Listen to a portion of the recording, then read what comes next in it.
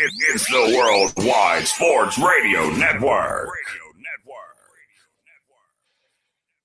The Sports Hit List presents Smokin' Mirrors with Declan Krogman and the Polius Brothers, Greg and Stefan, breaking down the biggest news in sports, giving you the stories behind the story. Here for all the smoke, all the time, right here on the Worldwide Sports Radio Network.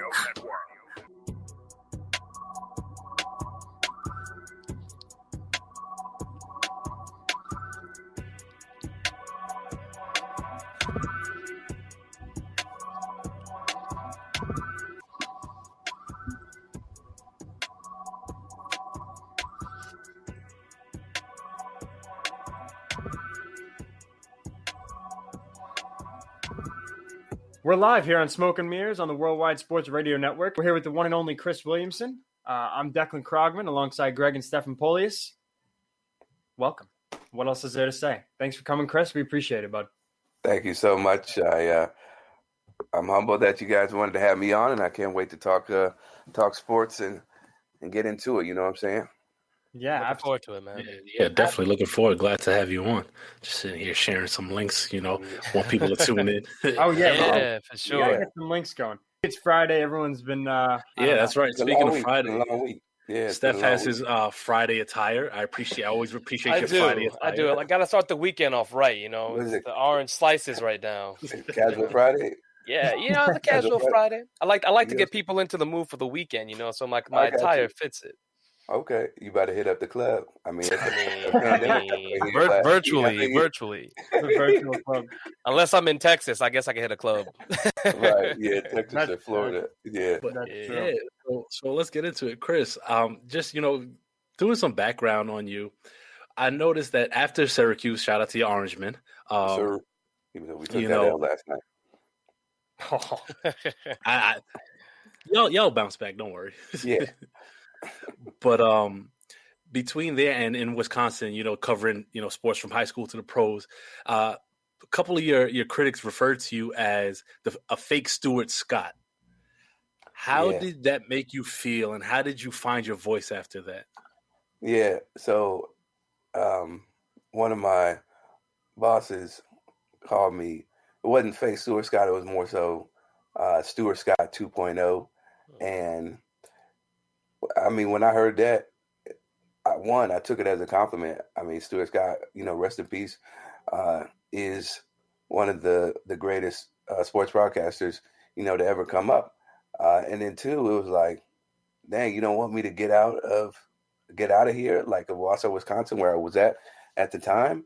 And it was a struggle as far as finding my voice, because I had to satisfy his desires and, make sure his ego wasn't crushed because I was killing it. But then I also had to make sure. Let him know.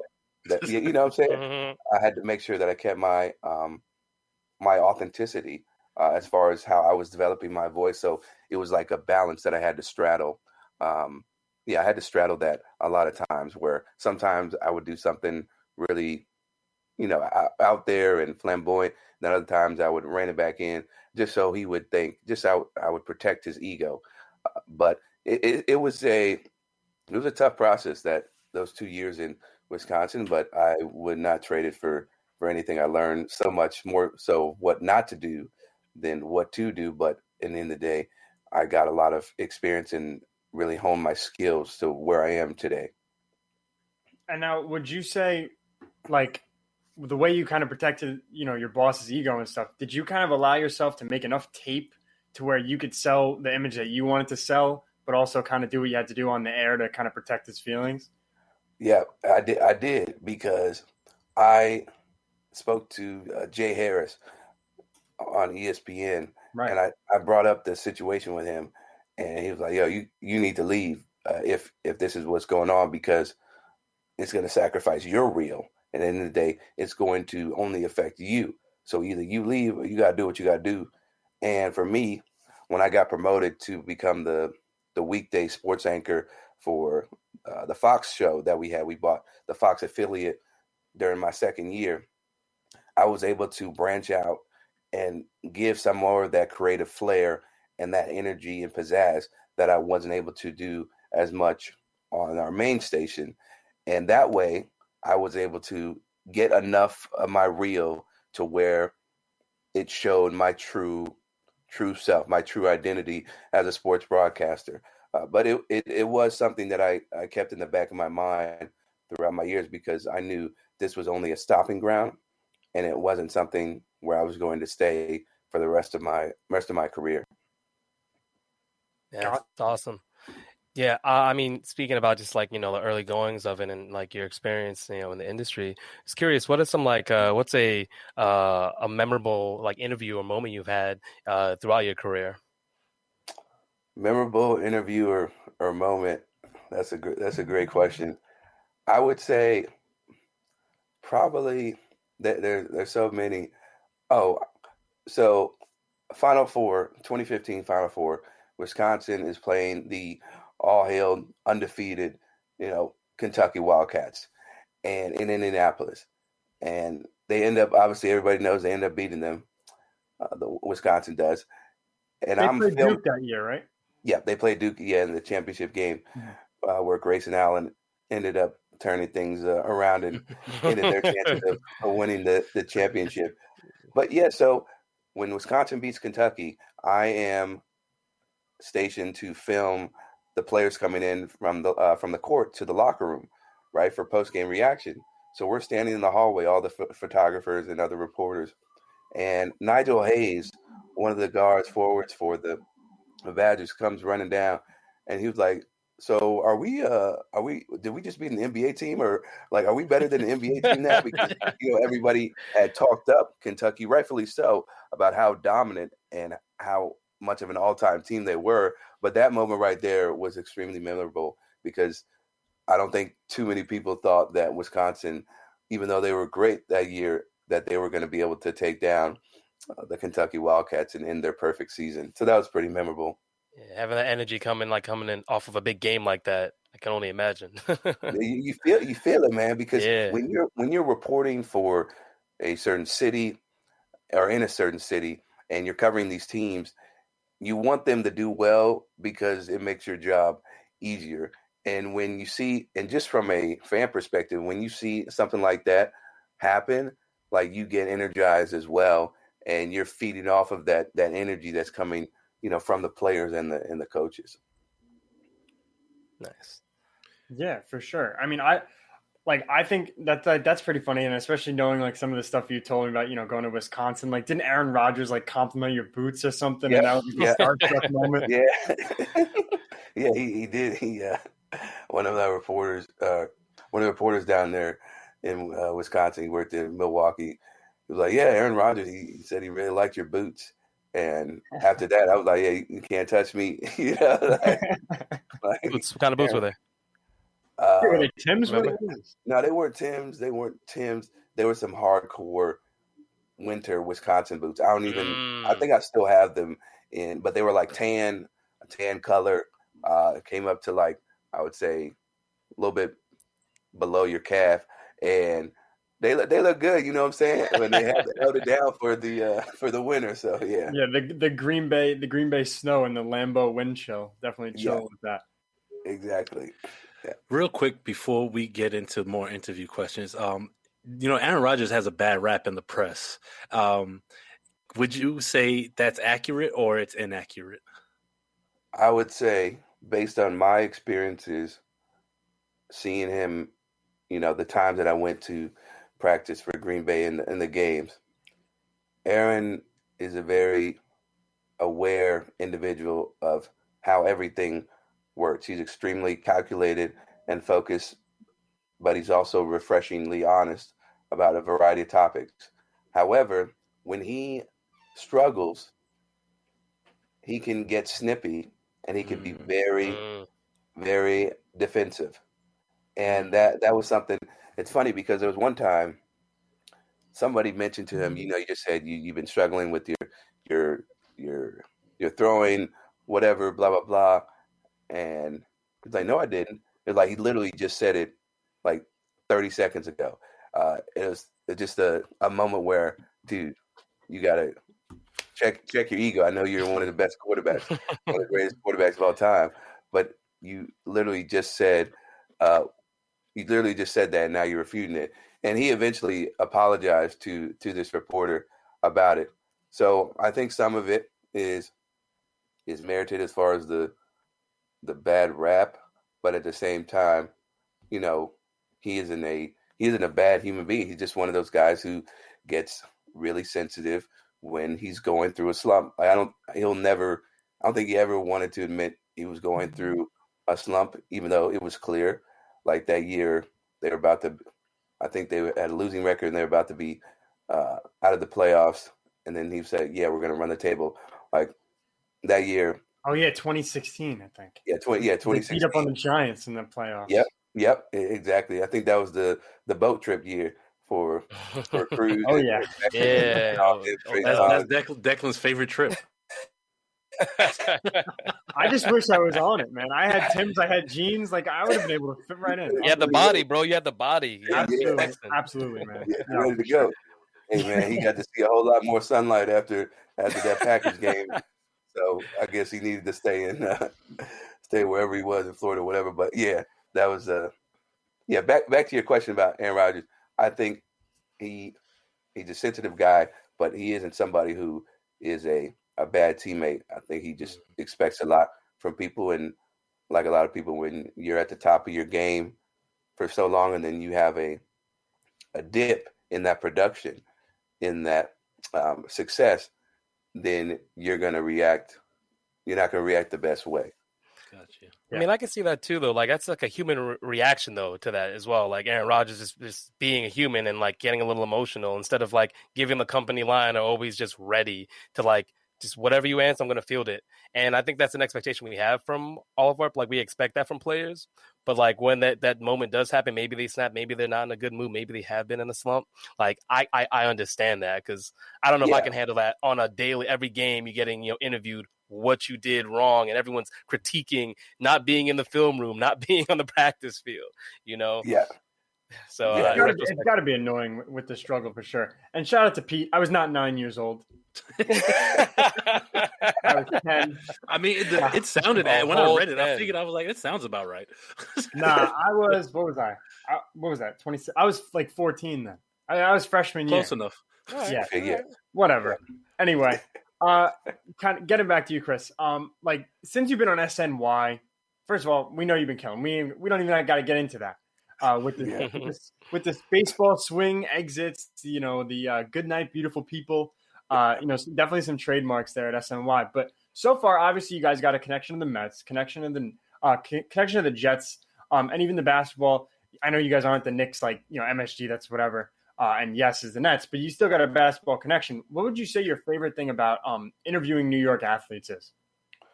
Favorite thing about interviewing New York athletes, I guess the unpredictability of what somebody's going to say that day, just because there's so many groups of characters in the city, where you can have somebody like Odell Beckham Jr. give you one-word answers, very not tongue-in-cheek, just sly answers about whether he's going to play. This was obviously when he was with New York, and you're like, do you think you could play if you're ready? Like, I don't know. I can't give you that answer. It's not that day. To Eli Manning, where he gives you the most company line possible, dry as possible. So there's nothing that you can twist or misconstrue. You saw maybe a little bit towards the end of his career when Daniel Jones took over, and you could see on some of his body language, how he was feeling. But yeah, I would say the variety of characters on all the New York teams. Shoot, Kyrie Irving, like, oh my gosh, the tangents he goes on and the soliloquy. All the sound bites. Yeah, all the sound bites, both good and bad. Yeah. It's just you never know what somebody's going to say. So I would say just the variety of characters that exist there make it really fun to interview them. Yeah, and now kind of getting on the SNY track, you have been hosting a show, I think since, was it May or June, called Bigger Than Sports. Yeah. Which is where you talk to Black athletes, Black coaches, and kind of get their perspective on, the social justice issues, not just in the NFL or their respective sports and sporting leagues, but kind of the country as a whole. How did that come about, and how did that opportunity kind of come your way? Yeah, so I think I started it last October or something, but So it was more recent. I was kind of getting off track because I remember you posting a lot of videos, right from SNY talking social Yeah. justice before the show. Yeah, I think it was last year, towards the end of the year. But to answer your question, so the reason why I created Bigger Than Sports was because I knew after the whole George Floyd murder and the Breonna Taylor situation and Ahmaud Arbery, being killed for freaking running, I felt like I needed to do something with my platform as a Black man who's very in tune with what's going on culturally and socially in America, and being a child of two parents who were extremely passionate in their voices being not at the forefront, but just making sure their voices are heard on civil rights matters. It's something that's always been in the forefront of my mind, and I knew that I needed to make some sort of change, make sort of impact with the platform that I have.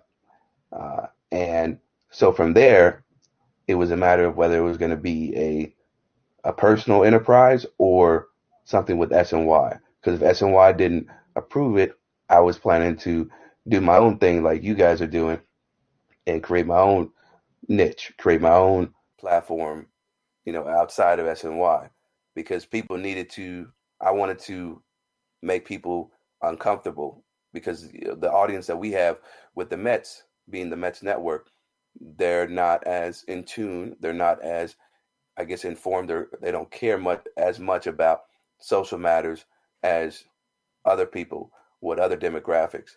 So I felt like I needed to use my voice in a positive way. So that was the reason why I created it. And then two, SNY felt like it was a good thing that they needed to have on their platform, Absolutely, on their network, and they gave me the green light, and then we worked out all the logistics and how it was going to be formatted, and then the rest is history.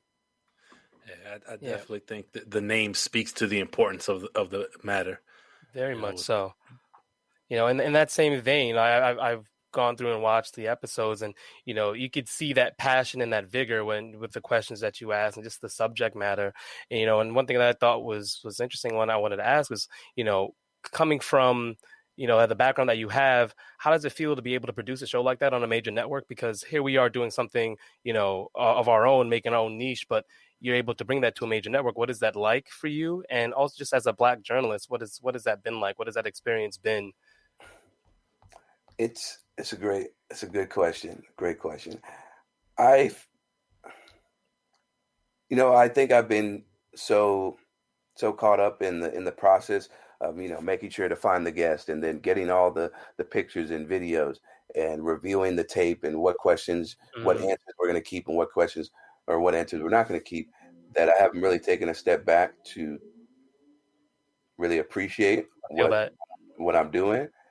And I would say it's been exhausting, just some of the challenges that I've had to deal with, producing that show, because I am the only Black person in that space who is looking at the interviews and deciding what goes and what doesn't. So when you're the only person, when you're only Black person in that room on a show that's focused on racial and social justice, and everybody else is white and they see it from a different perspective, it can be exhausting.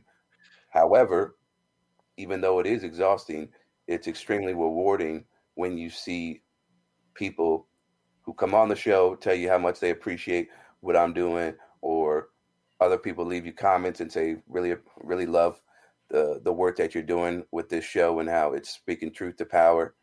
So there are both sides to it, but it's been exhausting on one end and then also very rewarding. And I think as a black journalist, you have to fight for not only yourself but for the race, because if not, who will? And if you don't have this perspective on a network, then that will just lessen the overall impact that the network's able to have on the greater society. And that's something that I was like, nah, we need to do this so we can target certain people who are going to have, maybe knee-jerk reactions, but at the end of the day, it's going to get them to think in a different manner, and hopefully it'll lead to change. Yeah, definitely. I think as a society, one thing we don't really talk about much is what it's like for black people to work and be in predominantly white spaces and be unapologetically black, because it's frowned upon. Yeah, And go ahead. And with you saying, like, the two sides of it, the rewarding side and, the struggle side, as an anchor in New York, post George Floyd, given the Knicks ownership lackluster response, like, how did that sit with you? Most of these, I saw, Declan gave me the rundown, some of the questions, and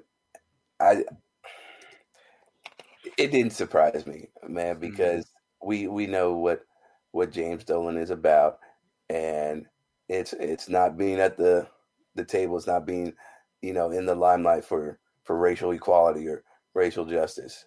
Like they did the bare minimum when they put out that statement. I think it happened like supporting Black lives and equality for all, whatever. I think that was way after like all the other companies and teams put out their perspective statements about fighting for Black lives. There was a lag. Personally. Major lag.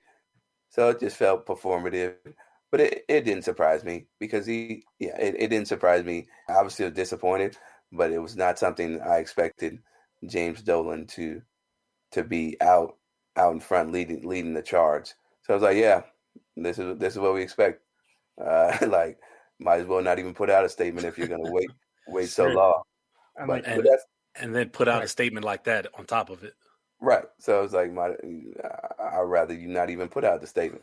But that's a lot of owners in the league, as far as their main interest is making billions of dollars, and which you can understand to a certain degree, and it's not about making positive change for society. It's about getting as much dough as they can, and yeah. So I wasn't too surprised about it, but definitely disappointing to see that.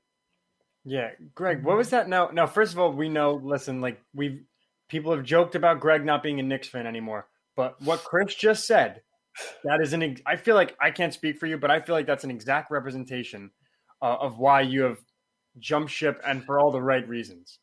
I mean, I didn't get into it on the first episode, but that's really what it is. I mean, it was like James Dolan as an owner has pissed off Knicks fans for however many decades, but that was like the nail in the coffin for me. Yeah. I denounced my Knicks fandom on our first episode. On the first episode, a Memphis Grizzly. Yeah, he's a John Morant guy now. John Morant, really. So even though you see the success that the Knicks are having right now, you're like, I'm good. Nope. He can't come back. He can't come back because we won't let him hear the end of it. What if they sold the team? Happen. I would let him back. I'm not even a Knicks fan, so I don't care. But I mean, I do care for the larger issue. But in terms of whether he goes back to the Knicks, if they sold the team, I would not have a problem with it. Not that they're going to sell anytime soon. You got to ask Steph, because Steph is apparently the gatekeeper of Knicks fandom when it comes to me. Yeah, for you it is. The oranges on his shirt. No, you know what? If they changed ownership, I would understand that, because that's your main reason for like leaving. But if it was just because they're winning, superficial, man. I can't have that. Right. Can't come back. You got to just stay in Memphis. Stay in Memphis now until ownership changes over, and then you can come back. What was that team in Atlanta where? And I think this kind of caters to what Chris was saying about how the Knicks barely put out a statement. They only did it to follow suit. They weren't speaking from their heart in their letter. What was the team, Greg? You sent it a couple, and it made Are you headlines. talking about the Atlanta Dream? The owner, Atlanta Kelly Dream, Loeffler? where the Republican Congresswoman or whatever she is. I don't know if she's a senator or I forget what she is. Not anymore. Yeah, Not anymore. Yeah, not she lost anymore. that race, boy. Yeah, they got her behind out of there. The Yep. WNBA. Yeah. WNBA really did their thing. They broke out the brooms down in Atlanta and got her right out. But so she had to sell the team to it was an ex-player that she refused to meet or something crazy. Yeah, Renee Montgomery. Yeah, Good. Renee Montgomery. Yep. Yeah. The way Renee Montgomery mobilized needs to be something that's in the history books.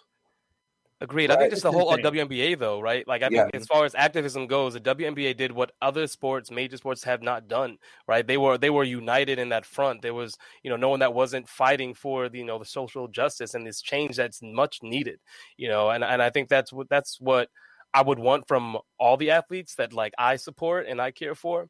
And it's just unfortunate that the platform for WNBA obviously is not what it should be. And that's a whole nother conversation. But, watching their activism was truly beautiful because it shows you there is a system, right? They made the paradigm for how you can bring about change using your platform. To me, again, it's something that can be replicated, but I don't know if that will happen. It's crazy because women, and specifically in this, Black women are so, how do I put it? They have been the leaders of making social change, from day one. They just don't get the credit because we live in a patriarchal society where women are, put below.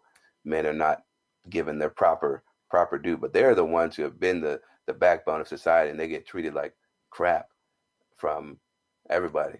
And so to see them like Raphael Warnock, the guy who beat Kelly Loeffler.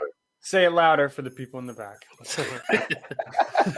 Look, Raphael Warnock was polling at 9% when I was doing my research. He was polling at 9% when the WNBA players, made their stand and put on, his name on their shirts to be like, yo, vote for this guy. And then he ends up winning, bro. In Georgia, no less. Yeah, in Georgia. Yeah. In Georgia, man, where there's so much voter suppression and lots of gerrymandering. Brian Kemp was not happy about that. And he shouldn't. Stacey Abrams really, she helped turn the corner. Yeah. Yes, absolutely. Well, they're trying to change that now. All those voter rights amendments. They're trying to do it sweeping across the country. I'm pretty sure there's meetings in back rooms and where they're trying to come up with different legislation to suppress the vote. Yeah, but I'm sorry, Greg. One thing I did want to say was, watching your show, you did have Jocelyn Willoughby on there. I mean, all the interviews I've really enjoyed. That one was very touching, just, getting a little bit more about her background and then her being active, her first year, coming into the WNBA and being a leader, and I found it, very moving, and all of the episodes you've had are just very moving, and that passion is there. So I just wanted to say personally, thank you, because while you're saying it's a lot of exhausting work on the front end and even I'm sure the back end doing stuff that, as far as the editing or whatever it might be, but that product that you're putting out there is amazing. And I was getting little chills on my neck listening to some of the responses. It's just very moving. So yeah, I just want to say thank you. It's been great content. I really appreciate that. That means a lot, because sometimes you don't know how many people or if it's affecting anybody. So for you to say that, it makes me know that I'm doing something right, and I'm gonna continue to do it to the highest ability. So yeah, man. I love the Booger McFarland. Representation matters. It does so much so. And as I say representation, I watched your monologue about the lack of representation of Black coaches in the NFL, and that was really passionate, and especially in regards to Eric Bieniemy and how successful he's been, and then you have lesser coaches kind of jumping over him on the head coaching ladder. Dan Campbell and the kneecap? What is that? What is your take on some of these excuses that you're hearing put out there as to why he hasn't been hired yet? His past and things of that nature. My reaction to those excuses are, I just laugh. I just laugh. It's just comical, right? There is no legitimate excuse for why Eric Bieniemy doesn't have a job. There's no legitimate excuse. The only reason why he doesn't have a job is because of systemic racism, right? And that's not to say every owner is explicitly racist, but based on how society or how America was founded and the 400-year head start that white Americans got, this is why you have such a lack of representation when it comes to black coaches, because white coaches have been given a head start. Their fathers, have been head coaches. So you see, Brian Kyle Schottenheimer. Brian Schottenheimer, you see the Kyle Shanahan, and they can be good coaches, but they've been given a leg up. So when I hear people talk about his past, Eric Bieniemy, okay, sure, but you got Urban Meyer. Urban Meyer doesn't have. He is not a great. He is a horrible judge of character based on his track record. Even in this day and age, still hiring the guy from Iowa that got fired for being outright racist. Yeah, and which he didn't care about clearly. Clearly not. Like, the guy resigned himself because even he was like, "You sure you want to hire me now in an NFL franchise?" That's what pressure. That's what pressure does. Yeah, that public pressure. So yeah, when I hear all these excuses, it makes me laugh because I know it's just a cover for racism and prejudice. Like there's always some excuse, and then at the same time, it's extremely deflating and disheartening because what is it going to take to change? We're not going to be just having one black coach hired or two black head coaches hired, each year when there's a revolving door is not going to be significant or sustained progress. What will happen when we get sustained progress is when we have I don't know, maybe half the coaches are black, half the coaches are white, and then you have people getting fired and this, so-and-so got fired. Okay, cool. All right. Then another black coach comes in or another white coach comes in, and there's more of an even playing field. But now when you've got three black head coaches in NFL and one of them is a lame duck and just put into the Texans situation so that they can have a black face taking the brunt of all this heat with Deshaun Watson, it's like, okay, we know what the game is here. We can see beyond the, we wanted to hire David Culley's the best person for the job. It's because I don't ownership has to want to care, right? Ownership has to want to be open to uncomfortable conversations. And I don't think many, if all, I don't think many are open to that. So it's like, yo, what do we got to do? Like I had Tony Dungy on the Bigger Than Sports show last week, and he was saying how you have to have every stone turn. You have to look under every stone, and you have to be intentional. Like, are we really doing the best work, the best research and evaluations for these coaches to get the job? So it's a long battle, but we know what time it is, so we'll keep fighting. Yeah, definitely. And shout out to Ray Jarvis over at the Gray Area podcast in the comments said the coaching issue needs to be spotlighted daily. The Gray Area, great friend of the Sports Hitless network of shows. Yeah, appreciate you. Right. Yeah, absolutely. Yeah. I mean, to me, it's they just sound like dog whistles, right? The excuses as to why black head coaches are not being hired, whether it's they don't interview well, or in the case of Eric Bieniemy, that he's as an offensive coordinator, he's not calling the plays. So to say that. Yeah, Doug Peterson wasn't calling the plays. Yeah, neither was Charles Nagy. Nagy shouldn't even have a job anymore. That shouldn't come up. It just shouldn't be a part of the conversation. Yet it is, But like when a white head coach is interviewing and it doesn't come up when a black head coach does, it's very obvious. When you compare the two, what's at play here. And to me, it's just a way of circumventing the Rooney Rule, where you're like, okay, we brought them in, we interviewed them, so we did what we had to do, check the box. And that, like I said, on it's disingenuous. I think you mentioned it earlier, where you're just doing it to show face. We brought in a few black coaches. They didn't work out. Here's why. Move on. And it's really unfortunate that, a rule that had to be put in place for, this same reason is there now. And, they're just finding other ways to get around it and still look like they're doing the good work that they need to do. It's a slap in the face slap in the face to the spirit of the Rooney Rule. And they even modified the Rooney Rule where now it's like you have to interview 2 minority candidates for the job, and I think maybe extended to the GM, but definitely the head coaching circle. And yeah, they've totally hijacked the purpose and the mission of the Rooney Rule. So it's like, yeah, we satisfied those rules back in 2003 when it was instituted. Now it's like, all right, we're gonna appear to show we're interested in diversity, but at the end of the day, we already know who our guy is, right? Yep. And that guy is usually not somebody of color. In the comment section, Paul Lawson made a great point. Minority leadership is a world issue, and it just we see a spec. We see a portion of it in sports, but he said it's even the same.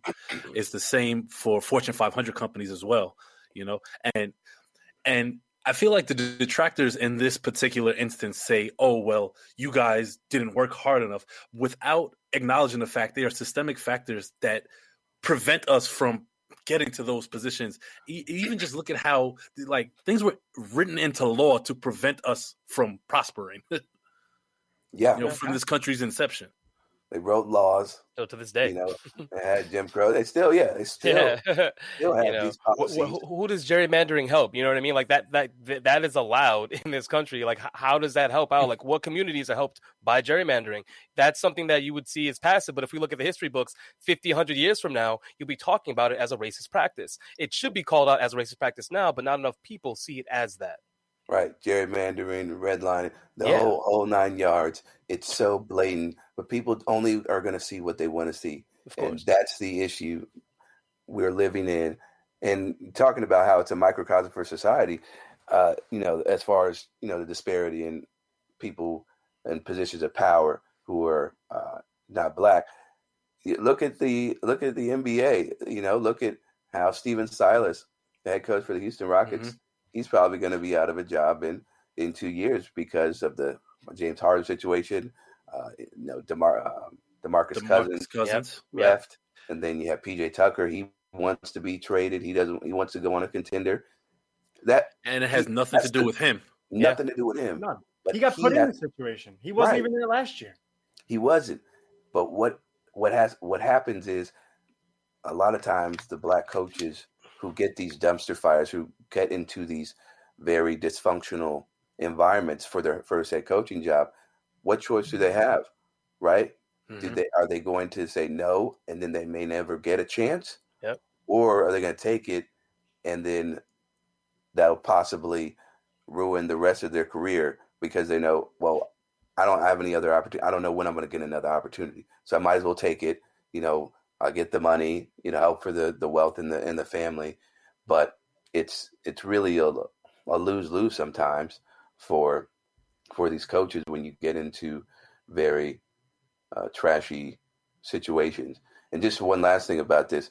So I don't know if you guys watched the whole Dungy episode, but his son was somebody who played college for Chip Kelly in Oregon, and there are multiple people in the NFL who wanted to hire him, Jim Caldwell and Chip as well when he was with the Eagles, and as a coaching assistant. And he said, no, I don't want to do that because I don't see the road. I don't see the path to advancing in this industry, in this NFL circle. So I'm going to go to another profession. When you hear things like that, this guy's, I think he's 29 years old. When you hear something like that, that just breaks your heart because there's no reason why we shouldn't have black people so discouraged to the point where, no, I'm gonna take a different route because clearly this profession is not going to get me where I need to go as far as getting to the top, of the industry. The system's working, right? I mean, it is that's it right there as a deterrent. But I mean, we could keep you on here this whole time and talk to you about this for hours. I don't want to take up too much of your time. Just one last question for you, something just personal to us. Do you have any advice for us as we embark on this journey in sports radio? Anything that you can impart on us would be amazing. Any advice? Yeah, what specifically? Because it could go a lot of routes with that. I mean, I guess like just keeping just like success, or like, yeah, I know we're trying to stay true to like what our identity is here at Smoke and Mirrors, but like you being in it, creating something of your own, like being in some harsh environments, it seems like what keeps you going, motivated, like I guess in that direction, the kind of. Okay, what keeps me grounded is my family. But girl, they always tell me the real deal. They don't never hold back as far as what my interviews look like or my performance on a podcast or a sportscast. I just got some flashbacks to my mother. Thank you very much. Yeah. My mother's always like, "Oh, you used this preposition wrong. You should have said it. It'll be like a great segment, right? A great commentary." I'm like, "Yeah, you should have done." And so I never. And my ego is very, very small because I'm always aware that when I go, I'll get that heat check from my family. And then what motivates me is not only my family, but also all the young Black boys and girls that aspire to be broadcasters or working in the media industry. I know that just me being on TV has the potential to impact a Black kid in a positive manner where they will say, "Mommy or Daddy, I can do this," or I want to do what so and so is doing, what Chris Williamson is doing, because there's so much, how to put it. I feel like when you have a platform like the one that I have, it's a privilege, and you can't use it in a way that is distasteful or in a way that's not going to benefit your people. Like, you have to be very strategic and very intentional. Intentional is the word I'm looking for. Be very intentional about it. You can't use it recklessly. And so that's what motivates me, because I know it'll be impacting some kid that I don't even know about, right? So that's why every day I may not be feeling the best, but when I step onto that set and that red light comes on, it's showtime, because somebody on the other side of the screen is looking at you for the first time, right? So that's what motivates me. And then also, I would say, stay true to your identity, but also work on, never stop looking for ways to extend your range, right? Like, be as diverse as you can when it comes to your skill sets, whether it's, radio, TV, obviously, the editing platform you guys got going on, different things, so that when somebody wants to give you a job or an opportunity, you'll be able to have a whole range of things that you're able to bring to the table and say, "I'm the best person for this job, and here's why I did X, Y, and Z, and I'm doing stuff right now, blah, blah, blah." So I think that's really important. And also being able to take constructive criticism. And here's the other thing that's really important. When people tell you negative things or maybe about the show or just in life, remember, it's not about you. It's about them. Don't take it personally. Do not take those things personally. And this is something that I've come to understand more recently, and I wish I had the understanding earlier in my career, but that's the way life works. You live and you learn. Yeah, you live and you learn. That's the beauty of life. But it's a reflection of their insecurities, their projections. If somebody says you can't do something, but you can, don't take it personally. Like, okay, that's you, because they can't see it for themselves. They have these things that they're not able to produce, or they haven't been able to succeed. So they put that on you, whether it's done intentionally or unintentionally. Again, it has nothing to do with you. So just remember that when people try to discourage you from things, and they may not have your best interest at heart. Absolutely. That was a very profound answer. It was. Thank you very much for that. That was a Chris Williamson answer. This is a guy who, we go back a few years now. We met way before the pandemic. I want to say 2018, 2019. Yeah, 2018. Yeah, and then we had him. I had him on my high school podcast last year during the pandemic. And this is a guy we're like, "Yeah, man, we'll just get you in for like an hour. We'll just talk sports." He's like, "Oh, cool, great." we start at 3. It's like 7 o'clock. We're like BSing about Aaron Rodgers and his boots. We're like, dude, you're on here for 4 hours. And it's the same now. We were going to go 1 to 1:30. We're almost, at the 2 o'clock at our hour show. So obviously, bro, we appreciate you. You're doing so much good on your platform and even educating our viewers. And even myself, Greg, Steph, like we all really appreciate everything you're saying. And there are always going to be ways to be better, whether that be in life, on this show, or, social justice issues in terms of that, and just making sure you're on the ball, always kind of being real and then keeping everybody's best interest in mind. I think you kind of hit the nail on the head with everything. So obviously, I appreciate you. I tell you that a lot. So, hey man, thanks for coming on. Thank you so much for having me. This was a blast. I think Greg might have. I don't know if he's got a last thing. Okay. Yeah. I appreciate the entire discussion. Like, it's really big for me. As an educator myself, a history educator. On top of that, the social justice initiatives and things like that. It really hits home. So I appreciate you coming on our platform and speaking about your platform. It means a lot. And before I go, 2 things. As we were talking about our mothers, Ma Polius was in the comments, so I just want to shout her out. And she said great content. So thank you, Ma. Appreciate you. You also laughed at a 9-year-old joke about me, so we might not be on talking terms. And because she will definitely let me hear it if she feels like I wasn't good on the air. Right. That's and last but not least, just a random question for fun: who's your greatest hip hop artist of all time? Greatest hip hop artist of all time. Hit him with a hard one. That's the toughest question to date. I didn't give him that one. I thought I gave him everything. I was like, oh, I'm being so cool, giving him every question.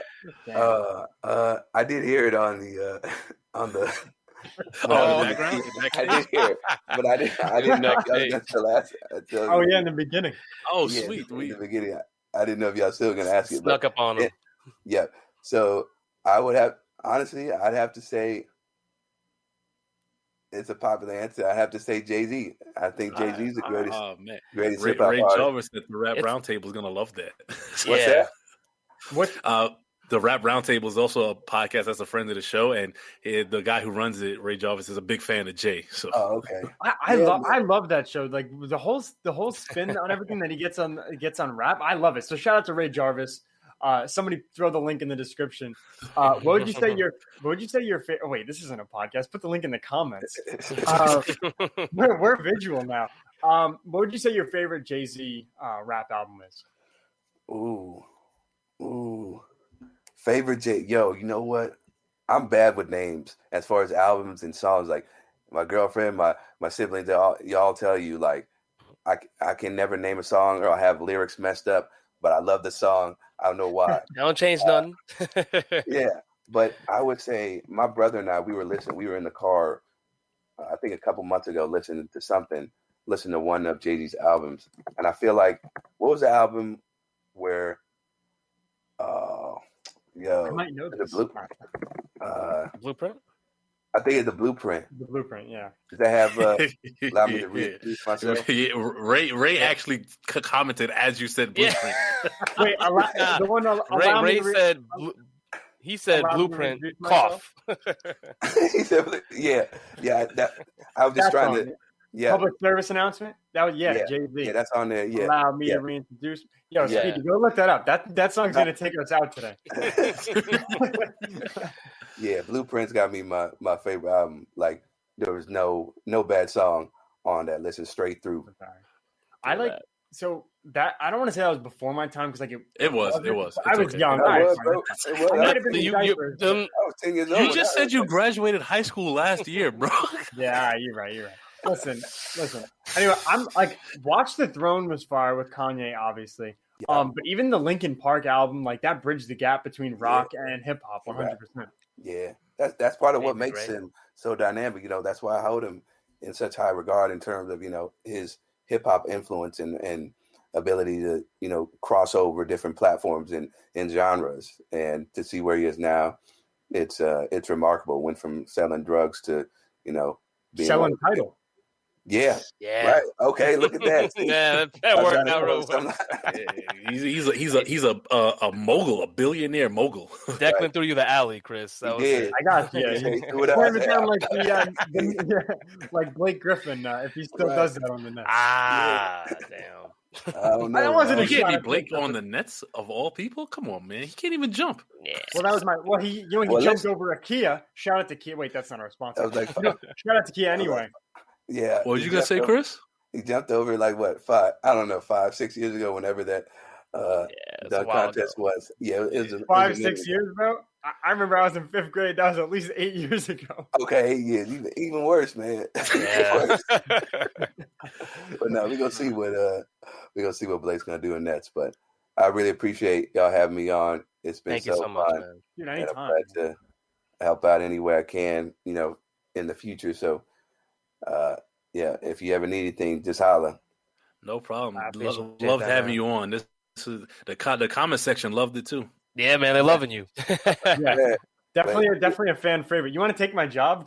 That boy got his own job. That's what Yeah, that's a fact. But seriously, Chris, thanks for everything, man. And listen, I know we keep joking like that I'm 5 years old or whatever. But this is a topic that, especially me as a white teenager coming up in New York City, it's extremely beneficial to be more and more educated about it every day. And between Greg and Steph, Greg, as he said, is a history educator. This is stuff he puts in my mind and really helps kind of drive the point home. So I can see, listen, it's a responsibility for everybody in this country to see it the way it should be seen and to tell the story how it should be told. So I really appreciate you on a big level, honestly. So I don't really know what else to say. So just thank you, man. You know how I feel about you. Like I've said already, we talk quite a bit, but yeah, thanks, man. I appreciate it. Thank you all. It's been an honor, and I don't say that lightly. Anytime I can come on, a show like this and share my story, and hopefully inspire people, and have a great group of people to have a conversation about that. It's been a great day. Absolutely. Awesome. Appreciate those words, man. Well, take care. Hope you enjoy the rest of your Friday and have a great weekend. All right. Thank you. You too, man. Yeah, man. Take it easy. Take care. I look forward to seeing your lovely Instagram stories as the night progresses. Before we go, can you just give the people your social media handles? Yeah, throw it out there. Yeah, so Instagram is C Williamson TV9, C Williamson TV9 on Instagram, and then on Twitter it's C Williamson 44. Once again, C Williamson 44 for Twitter. That's where you can find me and all my opinions and tweets and takes, and hopefully you'll enjoy and hit that follow button. Yeah, Definitely. Chris, you want to take us to? I don't know if we're doing a commercial break, but you want to take us to the break? I really want to hear this. I'd love to hear. Take us to the break. Beautiful people. Whatever you feel like throwing in here, man. Whatever I feel like. All me, so okay. No real here. All right. Okay. All right. So, well, it's been a pleasure I'm gonna go into my voiceover. Yo, what a code switch, man! It's been a pleasure being on this show with everybody involved, and good afternoon to all the beautiful people in this world. We really appreciate the time and generosity that has been shown through all of the participants, and we will see you next time. Make sure you stay classy. Nice. There we go. That was great, man. Thank you. It was horrible. It was horrible, but it was okay. It's all right. It's fine. Nah, hey, thumbs up for us. We never had anybody take us out before, so. Listen, thanks, bud. I really appreciate it. Your Instagram handle. Hold on, I can pull this up quick because Greg's mom was asking for it. Okay. It is C Williamson TV9. Yeah. You can check him out on the gram, and C Williamson 44 on Twitter. Always bold, uncensored as they should be. Real ass takes. I'm gonna say that. Yes, sir. What else, bro? That's the vibes. Anyway, you listen to Smoke and Mirrors here on the Worldwide Sports Radio Network. I'm Declan Krogman. Thank you, Chris Williamson, Stephen Polius, Greg Polius, Speedy, our boy, producing. We'll be right back. It's It's the Worldwide Sports Radio Network. This is Smoke and Mirrors on the Worldwide Sports Radio Network.